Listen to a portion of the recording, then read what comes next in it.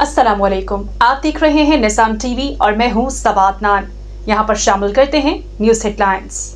तर्जुमान overseas Pakistani captain retired Asim Malik ने अपने एक बयान में कहा है कि मुमलिकत खुदादाद पाकिस्तान इस वक्त सैलाब की तबाहकारियों की वजह से मुश्किल में घिरा हुआ है और पहले खैबर पख्तूनख्वा और पंजाब में सैलाब तबाही मचा रहा है, जबकि सिंध में भी शदीद खतरा।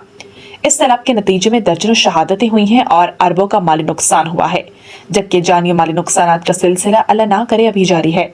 उन्होंने कहा कि वक्त बाहम इत्तेहाद, भाईचारे, एक दूसरे का दुख दर्द बांटने का है। मैं बतौर पाकिस्तानी समझता हूँ कि तमाम पाकिस्तानियों को सियासी, इलाकाई, लासानी इख्तलाफात को भुलाकर एक पाकिस्तानी होने का सबूत देना है और तमाम इम्तियाजात से बालातर होकर सैलाब से मुतासरा बहन भाइयों की मदद करनी चाहिए।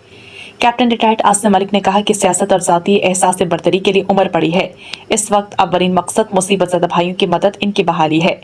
उन्होंने कहा कि ओवरसीज पाकिस्तानियों समेत तमाम पाकिस्तानियों को सैलाब ज़दगान के लिए फंड कायम करना चाहिए, जिसका बाकायदा अकाउंट हो और हर पाकिस्तानी हस्ब तौफीक इस फंड में अपना हिस्सा डाले, जबकि इस फंड की शफाफियत के लिए इसका कंट्रोल पाक फौज को देना चाहिए, क्योंकि न सिर्फ पाक फौज इस वक्त सैलाब से मुतासरा इलाकों में खिदमत अंजाम दे रही है, बल्कि इस कौमी इदारे में शफाफियत सबसे मुकद्दम रखी जाती है। कैप्टन रिटायर्ड आसिम मलिक ने कहा कि आफात से लड़ना इंसान के बस की बात नहीं, लेकिन इन आफात के नतीजे में होने वाले नुकसानात को कम से कम किया जा सकता है।